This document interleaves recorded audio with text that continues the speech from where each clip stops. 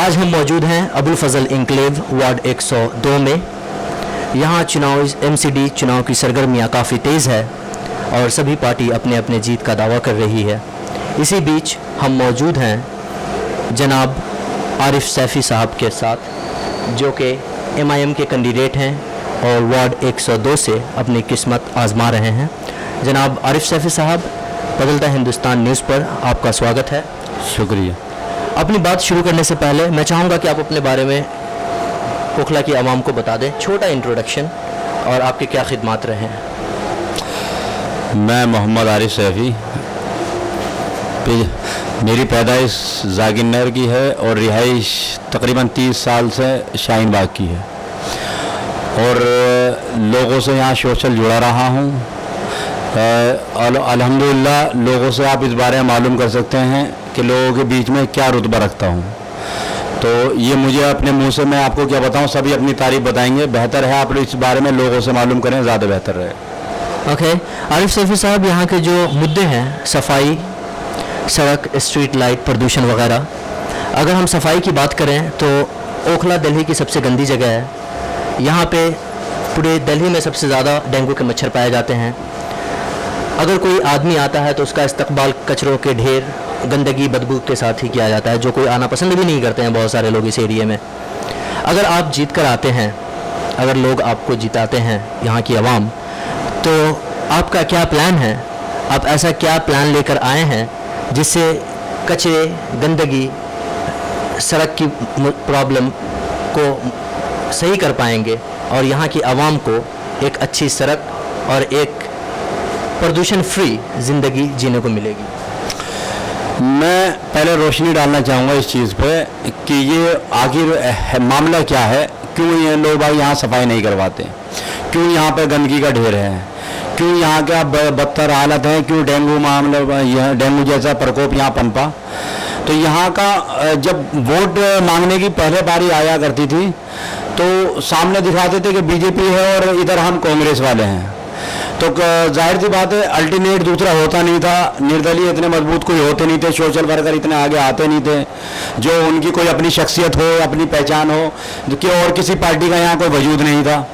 तो उस कारण हम लोग क्या करते थे, कांग्रेस को ही वोट दे दिया करते थे, क्योंकि जाहिर सी बात है मुसलमान बीजेपी की तरफ तो कभी जाएगा नहीं, क्योंकि जिस तरीके का उनका रवैया है, जिस तरीके से मुसलमानों के साथ जुल्म करते हैं, अत्याचार करते हैं, तो वो तो एंगल हमारी तरफ से वैसे भी ख़त्म है।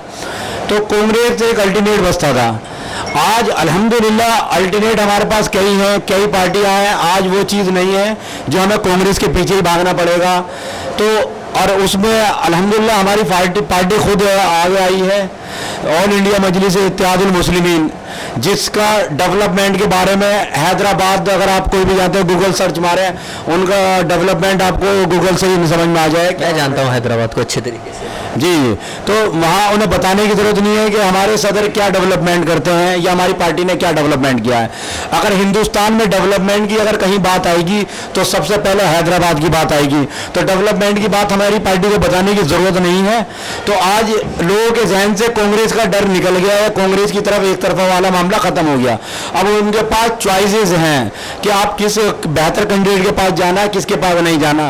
तो अब जितने जो भी आएगा, मैं समझता हूँ लोग बाग बेहतर फैसला लेंगे और अच्छा कैंडिडेट जीत कर निकालेंगे, जो यहाँ डेवलपमेंट के ऊपर अपना अगली दफा आए, खाली कांग्रेस के दम पर ना आए। सीधा क्वेश्चन है सर, और बहुत छोटा जवाब आप इसमें दें तो, सफाई जो मुद्दा है, सड़क जो मुद्दा है, आपने इसके बारे में क्या प्लान तैयार किया है और इस पे आप कैसे काम करेंगे? देखिए, सफाई का जो मामला है यहाँ, मैं समझता हूँ जितने कर्मचारी वो एमसीडी से मिले हुए हैं वो काफ़ी हैं, बशर्ते वो उनको वो ठेकेदारी प्रथा वाला मामला है यहाँ। 170 अगर कर्मचारी हैं तो उन्हें 17 को सैलरी दे रहे हैं, 50 को दे रहे हैं वो, और बाकी पैसा किसकी जेब में जाता है ये आप बाखूबी जानते हैं, मुझे बताने की ज़रूरत नहीं है। अगर ईमानदारी से वो सारे कर्मचारी अगर काम पे लगाए जाएं तो यहाँ सफाई जैसा कोई मुद्दा ही ना हो। हर अनऑथराइज कॉलोनियों को या डेवलपमेंट कॉलोनियों को छोटे हाथी जो कूड़ा उठाते हैं, जगह जगह नुक्कड़ों पे जाके सायरन लगाते हैं, उसके बाद लोग अपना कूड़ा डालते हैं, वो होते हैं जो कि हमारे इलाके में दूर तक भी कहीं नहीं है।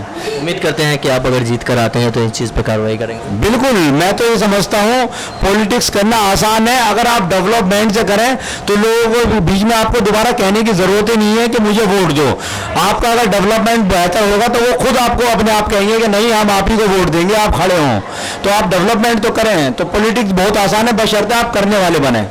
हेल्थ के नाम पे यहाँ पे एक भी एमसीडी हॉस्पिटल्स नहीं है और कई लेबर फैमिलीज़ यहाँ पे रहती हैं, गरीब फैमिलीज़ रहती हैं, और अगर उनके घर में कोई मुसीबत आती है, कोई मेडिकल इमरजेंसीज आती हैं तो प्राइवेट हॉस्पिटल में जाना पड़ता है जहाँ के खर्चे लाखों में होते हैं। और अगर आप जीत कर आते हैं तो एमसीडी हॉस्पिटल्स के बारे में आपका क्या नज़रिया रहेगा और आप कितना इस पे कोशिश करेंगे कि यहाँ पे एक एमसीडी हॉस्पिटल्स हो जिससे गरीब तबके के लोगों को फ़ायदा पहुँच सके और उनकी परेशानी दूर हो सके? देखिए, जहाँ तक मैंने पूरी दिल्ली में नज़र डाली है, एक एक वार्ड में तीन तीन चार चार डिस्पेंसरी हैं, किसी में हमारे अपने वार्ड में एक भी डिस्पेंसरी नहीं है। तो ये किसका निकम्मापन है? जो आपकी आम आदमी सरकार है, स्टेट सरकार है, उसका निकम्मापन है, और दूसरा आपका जो यहाँ के रनिंग काउंसलर थे उसकी गैर जिम्मेदाराना। मैं समझता हूँ ये तो ऐसी बेसिक चीज़ होनी है, इनके ऊपर तो बात ही नहीं होनी चाहिए। ये तो पहली अपॉर्चुनिटी होनी चाहिए जो उन्हें करना भी चाहिए था। आप अगर लोगों के बीच में लोगों के दर्द को नहीं समझेंगे तो आप उनका प्रतिनिधि कैसे कर पाएंगे? आपके अंदर के क्या इंसानियत इतनी मर जाती है कि आप लोगों का दर्द नजर नहीं आता? 200 से ज़्यादा डेंगू से ज़्यादा मौत हुई है। आम आदमी ने उसी दरमियान मुशायरा कराया। लानत ऐसी सरकार पर जो उसी दरमियान मुशायरा कराती है। उनके गम में शामिल होते, जाके उनके दुख दर्द में शामिल होते, उन्हें मुआवजा देते। कहीं ना कहीं उनके गैर जिम्मेदाराना हरकत, अगर वो बड़े नदी नाले साफ करवाते तो ये दिन ना देखने होते। डिस्पेंसरी होती तो लोग बाग जो गरीब तबके, जाहिर सी बात है अमीरों में इतनी मौत नहीं होती जितनी गरीबों में होती है। डिस्पेंसरी होते वो तुरंत जाके उसका इलाज करवाते, जो ये महामारी की शक्ल ना लेती। ये इनकी अपनी जिम्मेदारी है। बल्कि मैं ये कहता हूँ ये 100 मौतों के जिम्मेदार ये लोग हैं, उनके कई तरीके से कत्ल के जिम्मेदार ये लोग हैं। उम्मीद करता हूँ कि अगर आप जीत कर आते हैं तो ये इन फ्यूचर डेंगू के प्रकोप से लोगों को निजात मिलेगी और एक अच्छा हेल्थ मिलेगा। जी, मैं कोशिश करूंगा कि हर हफ्ते यहाँ पे दवाई छिड़के, यहाँ पे जो नदी नाले जाम पड़े हुए उन्हें खुलवाया जाए। जो बहता हुआ पानी कभी इतने मच्छर नहीं पनपाता, अगर रुका हुआ पानी हो तो जाहिर सी बात है उसमें मच्छर पनपता है। तो उनकी सफाई का काम पूरी तरीके से हो, और बेहतर है कि वो नदी नाले बंद हो सकें, क्योंकि ये खुले हुए हैं तो इस वजह से, और हमारे चारों तरफ खुले नदी नाले ज़्यादा हैं, ये बंद होने चाहिए। उसके लिए मैं पूरी कोशिश करूँगा। ओके, तो एक आखिरी सवाल ईवीएम का मैं आपसे पूछना चाहूँगा। ईवीएम का मुद्दा काफ़ी गर्म है। जितनी भी अपोजिशन पार्टियां हैं सब ने इलेक्शन कमीशन को एक रिपोर्ट सौंपी है जिसमें यह बात कही गई है कि बैलेट पेपर का इस्तेमाल दोबारा शुरू किया जाए और ईवीएम का बंद किया जाए, लेकिन चूंकि वो हुआ नहीं और आने वाले इलेक्शन में ईवीएम का ही इस्तेमाल किया जाएगा, आप इससे कितना खुश हैं? देखिए, हम टेक्नोलॉजी में अदर कंट्री, बड़ी बड़ी कंट्री हैं, मैं नाम क्या लूँ, उनसे काफ़ी पीछे हैं, जैसा आप भी जानते होंगे दोस्तों। वो लोग टेक्नोलॉजी में इतना आगे भी आज भी बैलेट पेपर से वोटिंग कर रहे हैं। क्या वजह है? क्योंकि वो भी मुतमईन नहीं है उस मशीन पे, तो हम क्यों मुतमईन हैं? सवाल ये है कि पहले ये कांग्रेस ने लाई थी, आज बीजेपी चला रही है। पहले बीजेपी इल्ज़ाम लगाया करती थी, आज कांग्रेस इल्ज़ाम लगा रही है। चोर चोर मोसेरे भाई, मैं समझता हूँ अगर ये सारे मिलकर उसके ऊपर आवाज़ उठाए तो जाहिर सी बात है केंद्र के अपने हाथ में है। अगर लोग बात सेटिस्फाई नहीं है तो उसे बंद कर देना चाहिए, और ये लोग बंद क्यों नहीं कर रहे उसकी वजह आप भी जानते हैं और हम भी जानते हैं। तो आप अगर बैलेट पेपर से इलेक्शन होता तो आप ज़्यादा खुश होते? जाहिर सी बात है, बेहतर वही है, ट्रांसपेरेंटी उसी में ज़्यादा है, बैलेट पेपर से ही होना चाहिए। और ये हैं हमारे साथ मौजूद जनाब उमर ख़ान साहब। उमर ख़ान साहब से मैं एक सवाल करना चाहूँगा। आप आरिफ सैफ़ी साहब के बातों पे किस तरीके से रोशनी डालना चाहेंगे? और आप चूँकि AIMIM के सपोर्टर्स हैं, तो आप अगर जीत कर आते हैं, आरिफ सैफ़ी साहब जीत कर आते हैं, तो आप किस तरीके से काम करेंगे जिससे ओखला में गंदगी, सड़क, स्ट्रीट लाइट की जो कमियां हैं, जो है ही नहीं, उसको दूर किया जा सके? पानी की सबसे बड़ी समस्या है यहाँ पे, आज भी लोगों को पानी ख़रीद के पीना पड़ रहा है, पानी मिलता ही नहीं है। इस चीज़ पे आप कैसे काम करेंगे और ऐसा क्या करेंगे जिससे जल्द से जल्द लोगों को इन सब चीज़ों से, जो कि बुनियादी ज़रूरतें हैं, उनसे छुटकारा मिल पाएगी? सबसे पहले तो मैं ये बताना चाहूँगा कि हमें सिस्टम मालूम है कि सिस्टम कैसे चलता है और कैसे काम किया जाता है और कैसे काम कराया जाता है। मैं समझता हूँ कि शायद उन पार्टियों को नहीं मालूम सिस्टम जो अभी तक इससे पहले यहाँ काउंसिलर और एमएलए जीत के आए, या अगर मालूम भी है तो कहीं ना कहीं उनकी कोई मजबूरी रही होगी। हमारा और हमारी पार्टी का जो मकसद है कि हराम ना खाएंगे ना खाने देंगे।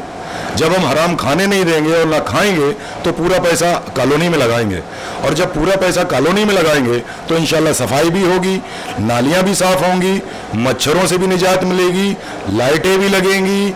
जितना काम काउंसिलर के हाथ में होता है वो बाकायदा पूरा काम किया जाएगा। सफाई जो कि सबसे बड़ा मुद्दा है, अगर आप जीत कर आते हैं, आरिफ सैफी साहब जीतते हैं, तो वार्ड 102 की जनता कब तक ये एक्सपेक्ट करे कि यहाँ ओखला वार्ड 102 में साफ़ सुथरे रास्ते और गंदगी मुक्त वार्ड 102 मिल पाएगा? 6 से 8 महीने में हम इंशाल्लाह ऐसा कर देंगे कि लोग मिसाल दिया करेंगे और मान जाएंगे कि वाकई इनको काम करना आता है, इनको सिस्टम मालूम है, और हम इंशाल्लाह इलाके को चमका देंगे और मच्छरों से भी निजात दिलाएंगे। तो ये थे जनाब उमर खान साहब और ये जनाब आरिफ सैफी साहब, वार्ड 102 से AIMIM के कैंडिडेट। मैं जिन्होंने अपने सारे सवाल का बहुत ही बेबाक अंदाज में जवाब दिया, और मैं तौहीद अली, कैमरामैन मोहम्मद फजल के साथ, बदलता हिंदुस्तान, खबर वो जो सच बताए।